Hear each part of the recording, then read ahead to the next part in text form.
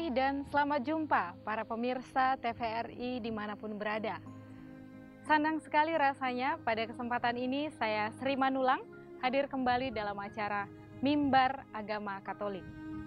Pada kesempatan ini kita akan mendapatkan siraman rohani yang dibawakan oleh Suster Rainalda Sinaga KYM. Beliau adalah Ketua Yayasan Vita Dulcedo yang berpusat di Kota Pematang Siantar. Tuhan yang hadir dalam rupa seorang anak ke dalam dunia ini menjadi anugerah untuk manusia. Sama halnya seperti seorang anak yang hadir ke dalam keluarga adalah sebuah anugerah untuk sebuah keluarga. Maka untuk itulah seorang anak harus dikasihi dan disayangi. Seperti itu jugalah Yayasan Vita Dulcedo hadir untuk menyayangi dan mengasihi seorang anak.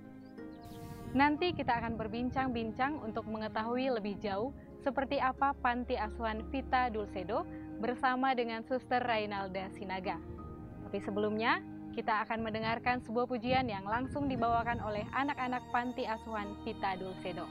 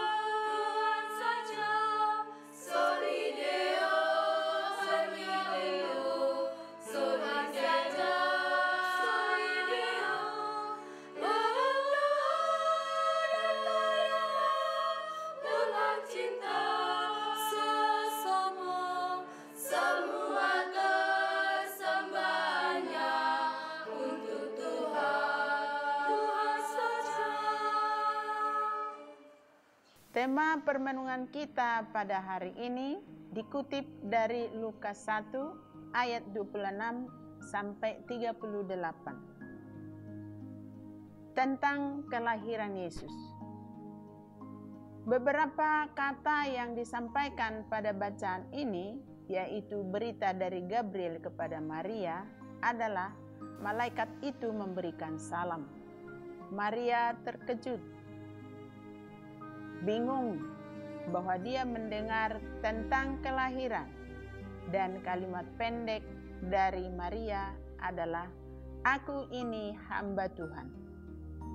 Saudara-saudari pemirsa yang dicintai Tuhan, sebagai manusia biasa, Maria memperlihatkan perasaannya, yaitu terkejut, heran, apalagi dia tidak mempunyai suami. Dalam situasi yang tidak jelas ini, Maria mengungkapkan perasaannya dan bertanya, bagaimana itu mungkin terjadi? Perasaan yang sama tentu dialami oleh ibu yang baru saja mengetahui bahwa kuasa Tuhan ada pada dirinya ketika dia tahu dia sedang mengandung. Dalam situasi seperti ini, seorang ibu pasti terkejut juga dan bertanya dalam hati, menjadi apa anak ini kelak? Maria mendapat kabar kelahiran ini dari seorang malaikat yang berkata, "Salam Maria, Tuhan menyertai engkau. Jangan takut, sebab engkau beroleh kasih karunia dari Tuhan. Allah sendiri berjanji akan mengutus seorang putra yang besar sebagai anak Allah, putra Allah sendiri yang lahir dari seorang perawan, yaitu perawan Maria. Ia akan menjadi raja dan kerajaannya untuk selama-lamanya." Maria tidak banyak berkata. Maria dengan iman yang dalam hanya menjawab dengan kalimat singkat, "Aku ini hamba Tuhan." Kehambaan Maria adalah puncak peristiwa kelahiran yang dijanjikan Allah sendiri. Seorang hamba dalam sebuah kerajaan hanya melaksanakan kemauan raja sendiri. Hamba yang baik adalah hamba yang setia kepada tuannya dalam seluruh hidup dan keberadaannya. Kesetiaan hamba ini akan menjadi penentu yang dapat membebaskan segalanya, sehingga dia dapat bertahan dalam kerajaan Tuannya. Saudara-saudari pemirsa yang dikasihi Tuhan, kita umat Katolik disuguhi bacaan-bacaan tentang masa penantian dan kelahiran Yesus. Maria sebagai pengantara melalui kesediaannya melahirkan Yesus, putra Allah sendiri, telah merubah hidup manusia dari kuasa kegelapan menjadi terang yang menuntun tiga raja, seraya membawa persembahan yang layak kepada seorang raja. Saudara-saudari terkasih, apakah kita bersama Maria mau berkata, "Aku ini hamba Tuhan"? Kelahiran Yesus yang kita rayakan bukan kelahiran Raja dunia, melainkan Raja surga yang datang ke dunia. Putra Allah sendiri yang menebus dan membebaskan. Yesus hadir di dunia sebagai manusia sama seperti kita untuk memperlihatkan bahwa kerajaannya bukan dari dunia. Maka kerajaannya akan membebaskan manusia dari kuasa kegelapan yang telah ditunjukkan kepada para gembala dan tiga raja. Kelahiran Yesus adalah kelahiran manusia biasa yang membebaskan seluruh umat manusia yang percaya kepadanya. Kita yang telah lahir kembali melalui permandian, maka kita juga bersama Yesus mempunyai tugas untuk melahirkan pembebasan. Pembebasan itu tentu akan kita mulai dari diri sendiri, berkata seperti Maria, "Aku ini hamba Tuhan." Sebagai hamba Tuhan, maka kita turut membebaskan diri sendiri dan orang lain dari perselisihan, dendam, dan iri hati, sehingga mampu berdamai dengan diri sendiri, dalam keluarga, berdamai dengan lingkup di mana kita bekerja sehari-hari dan dalam masyarakat.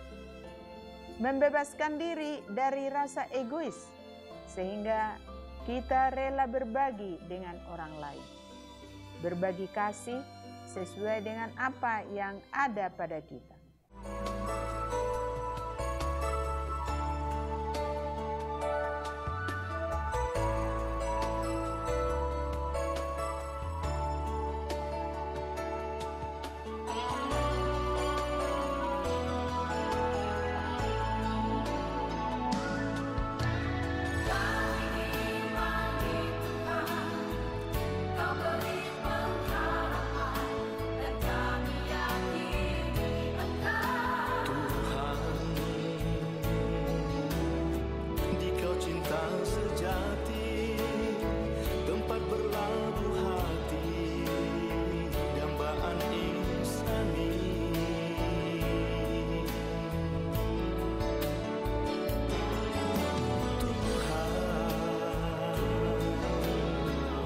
Selalu buka hati dan rela kurbankan diri bagi setiap insan.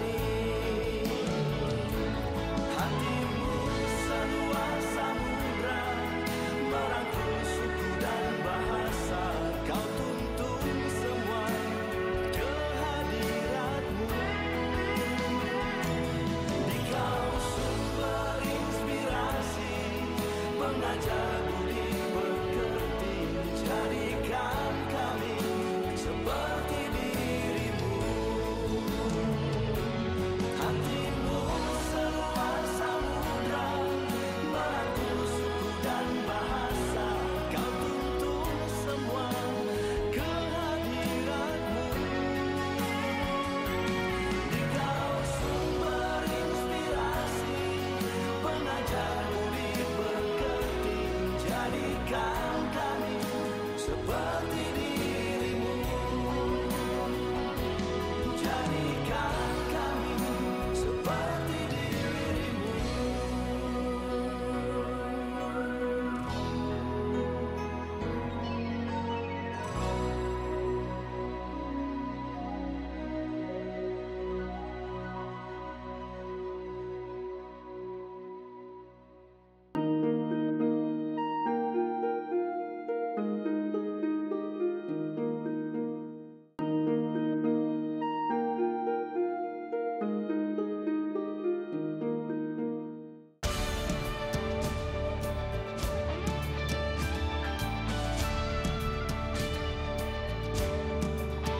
Kala duka menghampiri, kala beban terasa berat, sanggupkah tubuh bertahan di dalamnya? Hidup hanya sekali, berikanlah yang terbaik. Walau sulit bukan berarti tak mungkin menatap ke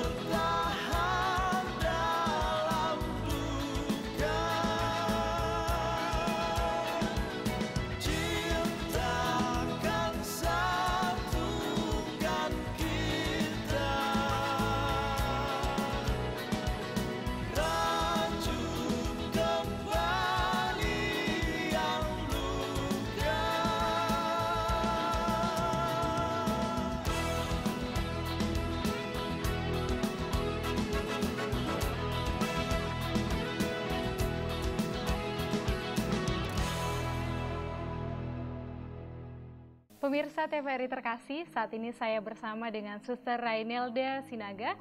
Beliau adalah Ketua Yayasan Vita Dulcedo. Apa kabar, Suster? Kabar baik. Suster, kita mau berbincang-bincang tentang panti asuhan ini. Mungkin pemirsa di rumah ingin tahu seperti apa panti asuhan ini. Oke, Suster, bisa Suster menjelaskan sedikit tentang latar belakang berdirinya panti asuhan ini? Kongregasi KYM Kasih Yesus dan Maria, karya-karya sosial sudah lama dilakukan. Namun pada kapitel itu rapat besar di kongregasi, Maret 2007 ditetapkan supaya karya sosial itu dipermanenkan untuk membentuk yayasan.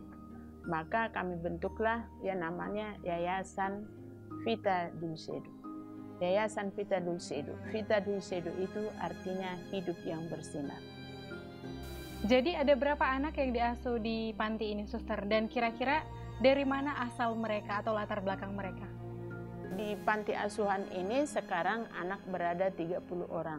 Berasal dari Sumatera Utara, Riau, Batam, Atambua, dan Papua. Mereka pada umumnya berasal dari keluarga-keluarga yang berkekurangan, katakanlah miskin.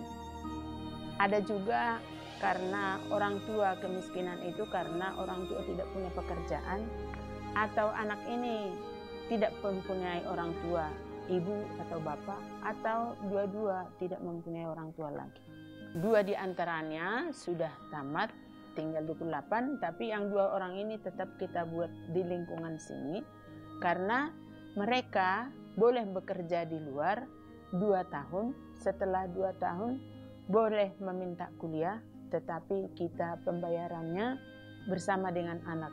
Jadi anak harus mempunyai kontribusi dan yayasan membantu untuk uang kuliah. Di panti ini seperti anak biasa kita sekolahkan mulai dari TK, SD, SMP, lanjutan atas. Semua di sekolah Katolik. Kemudian pada jam-jam tertentu kita latih juga mereka untuk lebih mandiri dan produktif. Misalnya mereka mengerjakan membersihkan rumah tangga, mencuci pakaian secara bersama, berladang, bercocok tanam, menanam jagung, ubi, kemudian beternak, ternak ayam, dan bisa juga mereka melatih memasak karena kebanyakan perempuan, dan selain itu ada juga mereka les tari dan musik. Nah, Suster, jadi panti asuhan ini dinaungi oleh Yayasan Vita Dulcedo. Selain menaungi panti, kira-kira apakah ada masih karya-karya lain yang dilakukan oleh yayasan ini, Suster? Yayasan Vita Dulcedo menaungi panti asuhan yang berada di Pematang Siantar sendiri, Bekasi, dan Juanda. Juga ada panti jompo di Atambua. Di Siantar sendiri ada, selain dari panti ini, ada kita dampingi anak jalanan dan keluarga-keluarga pemulung. Sementara di Samosir kita mendampingi kelompok tani. Dan sekarang kelompok tani ini juga kita bekerja sama dengan pemerintah, yaitu Dinas Pertanian. Saya mau bertanya tentang respon atau pelayanan balik dari masyarakat ke panti ini. Saya mendengar ada anak dari luar yang berbagi, mereka merayakan ulang tahun di tempat ini. Bisa jelaskan sedikit, Suster? Keluarga-keluarga yang ingin mungkin berbagi ya, berbagi kasih. Mereka datang ke tempat ini untuk merayakan ulang tahun. Jadi ramai-ramai kita bernyanyi di sini, menari dengan keluarga. Atau mereka juga mengundang anak-anak ke keluarga mereka. Jadi kita juga membuat keramaian, menari, tertawa bersama, menari bersama di keluarga siapa yang mengundang kita. Dan kadang-kadang ada juga keluarga yang mengantarkan sedekah kepada anak-anak ini.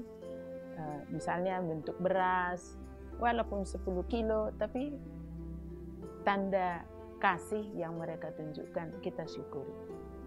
Oke, baik, terima kasih banyak untuk informasi yang sudah disampaikan, Suster.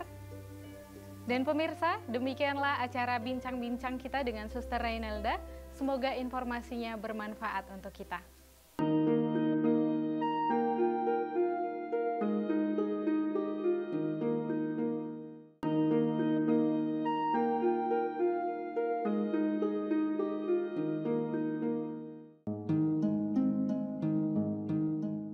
Pemirsa TVRI terkasih, tidak terasa sudah 30 menit kita bersama-sama dalam acara Mimbar Agama Katolik. Terima kasih banyak untuk atensi dan kebersamaannya dalam acara ini.